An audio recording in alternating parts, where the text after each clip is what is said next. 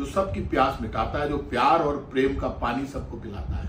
चाहे घर टूटा हो, चाहे फूटा हो, चाहे हवेली छोटी हो, चाहे खुद को खाने के लिए मिले या नहीं मिले, लेकिन सबकी सुनता है। जो दलित, शोषित, पीड़ित और जो सबसे पीछे खड़ा होकर दर्द के लिए पुकारता है, उसके दर्द को मिटाने के लिए निकलता है, खुद अपनी गर्दन कटवा लेता है, लेकिन गांव में चौराहे पर, चौक पर खड़ा होकर खुद मरने की ताकत रखता है। वही तो ठाकुर का कुआं है। क्या गुनाह कर दिया ठाकुर के कुएं ने?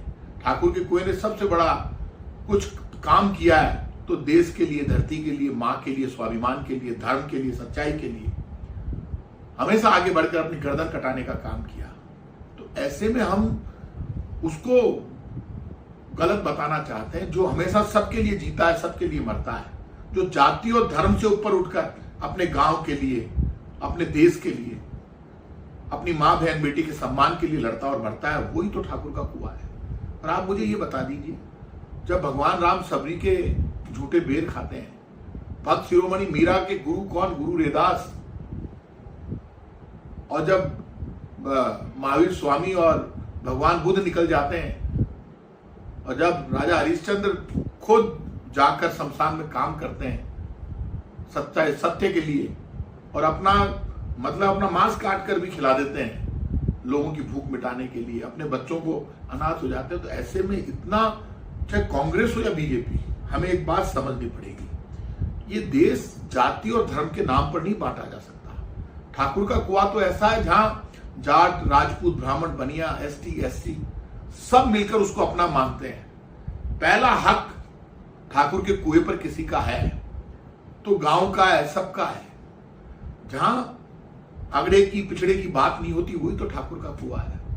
तो ऐसे में रणभूमि पर जो मर जाए, मिट जाए, जो आज भी ये कहे कि मैं रहूं या नहीं रहूं, मेरा देश रहना चाहिए, वही ठाकुर का कुआं है।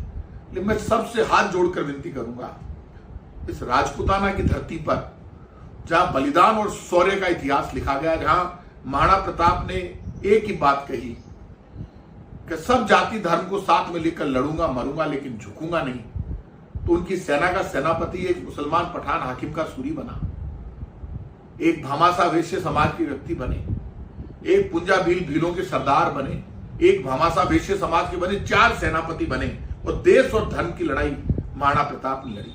तो यहां झगड़ा महाराणा प्रताप या महाराजा सूरजमल का नहीं है।